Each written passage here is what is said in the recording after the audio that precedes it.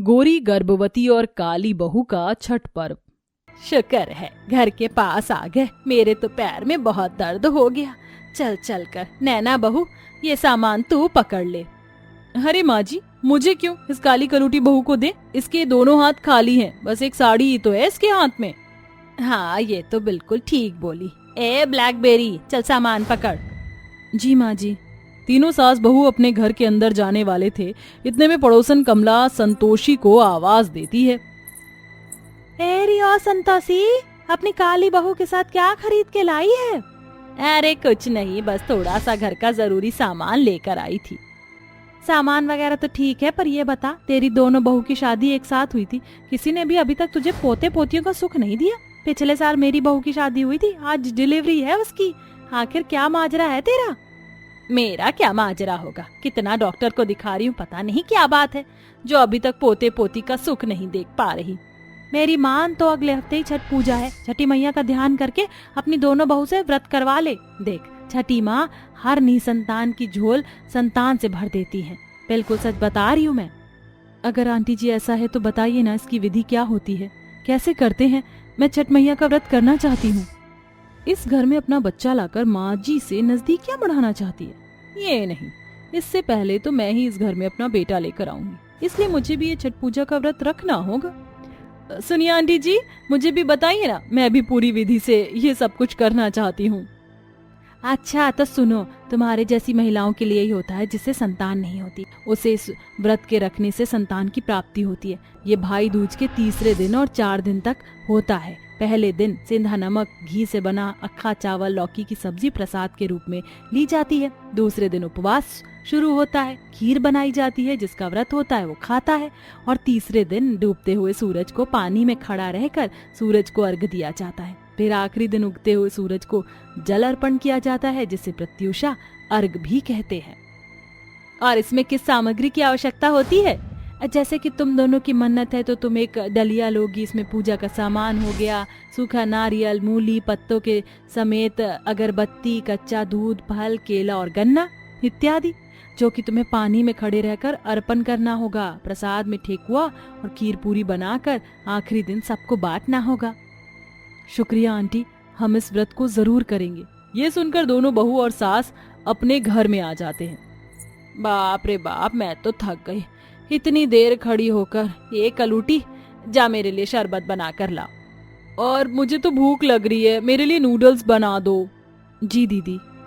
आप यह सोचकर हैरान होंगे कि सास और गोरी बहू आस्था के साथ ऐसा बर्ताव कर रहे हैं, और आस्था की आंखों से आंसू तक नहीं आ रहे थे, ना वह कोई उल्टा जवाब दे रही थी। दरअसल वो इसलिए क्योंकि शुरुआत से ही आस्था के साथ उसकी सास और जेठानी उसके कालेपन की वजह से उस पर अत्याचार कर रहे थे, जिस वजह से उसे अब इन तानों की आदत हो चुकी थी। 1 हफ्ता बीत जाता है, संतोषी अपनी गोरी बहू को महंगी साड़ी और पूजा का सारा सामान दिलाती है, जबकि काली बहू को पूछती तक नहीं है।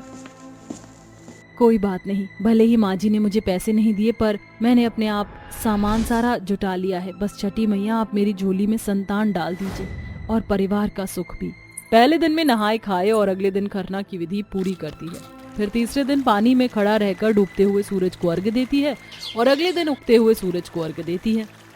हे छठी मैया, हमारे परिवार पर अपनी कृपा बनाए रखिए और मुझे संतान प्राप्ति का सुख दीजिए। कर ली तुम दोनों ने पूजा? जी माँ जी। नियम से पूजा करके दोनों बहू सास के साथ घर लौट आई हैं। वक्त गुजरता है और एक ही दिन दोनों बहू गर्भवती होने की खुशखबरी देती हैं। अरे वाह, मेरी दोनों बहू एक साथ गर्भवती हैं। जय हो छठी मैया, ये सब आपके आशीर्वाद से हुआ है। पर अब इस काली का बच्चा आ जाएगा तो वो भी काला ही होगा।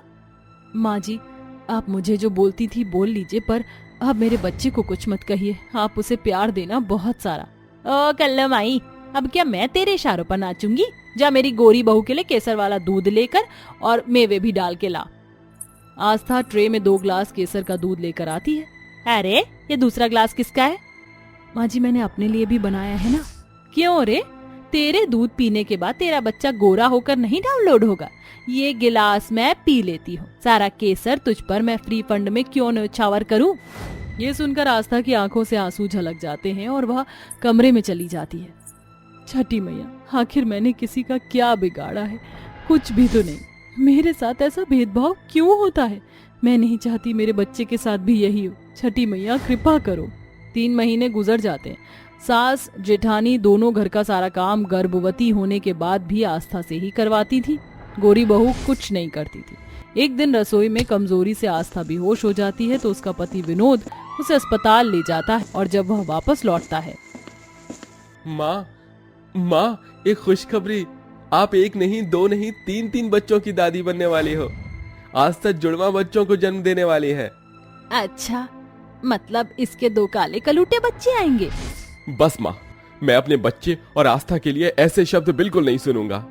इस देवरानी की तो डबल लॉटरी की टिकट लगी है, फिर भी माँ जी इससे खुश नहीं है।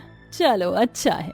विनोद के सामने संतोषी अपनी काली बहू को कुछ नहीं कहती थी, पर उसकी पीठ पीछे भी वह पूरे घर का काम उससे ही करवाती थी और काली बहू परेशानी के साथ गर्भवती में भी घर का सारा काम करती थी। बर्तन उठाना, कपड़े धोना इत्यादि। देखते ही देखते दोनों बहू का 9वां महीना लग जाता है और छठ पूजा भी आ जाती है। माँ जी, हमें इस बार भी छठ पूजा को बड़े श्रद्धा से करना होगा, क्योंकि छठ मैया ने हमारी गोद जो भर दी है। आप सामान दिलाने नहीं चलेंगे हम दोनों को? तो जैसी काली कलूटी बहू के लिए तो मैं कुछ नहीं करने वाली। मेरे बेटे को तूने अपने कब्जे में कर लिया है ना, उसी के पास जा। मैं अपनी नैना बहू को छठ का सामान दिलवाने जा रही हूँ।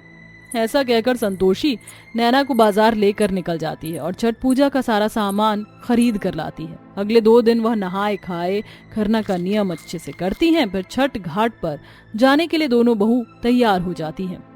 माँ जी, मैंने छठ पूजा की टोकरी में सारा सामान रख लिया है, अब चले? तो बाद में आइयो, पहले यहाँ की सफाई तो कर दे। यहाँ कूड़ा हो रखा है घर के बाहर जब तक हम दोनों घाट पर पहुँच रहे हैं। नैना बहू, सर पर टोकरी ले ले। जी माँ जी, बहुत मुश्किल हो रहा है मेरा ये लेकर वहां तक जाना। पर माँ जी, शाम हो रही है, मुझे सूर्य देवता को जल चढ़ाना है। जितना बोल रही हूँ उतना कर ले। फिर दोनों सास बहू पूजा का सामान हाथ में लिए चल देते हैं। वहीं आस्था बड़ी मुश्किल से झाड़ू लगाने की कोशिश करती है। मुझे बहुत दर्द हो रहा है, ऊपर से कुछ खाया भी नहीं है।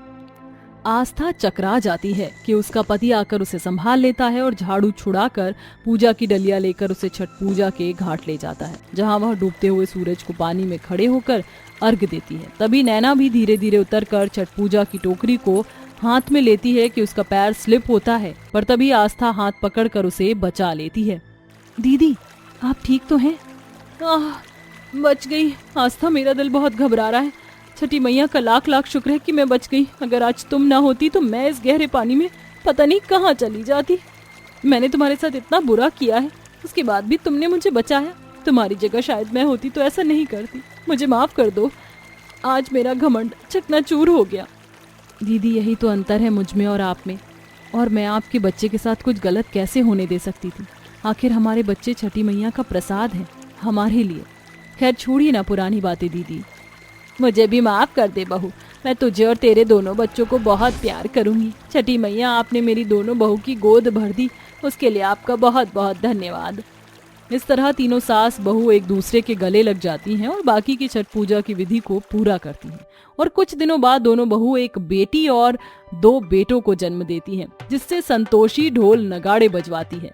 तो देखा दोस्तों आपने, अगर हमारे कर्म अच्छे हों तो भगवान भी हमें फल देने से झिझकते नहीं हैं, क्योंकि कर्म का फल चाहे अच्छा हो या बुरा हो, वो हमेशा मिलता ही है।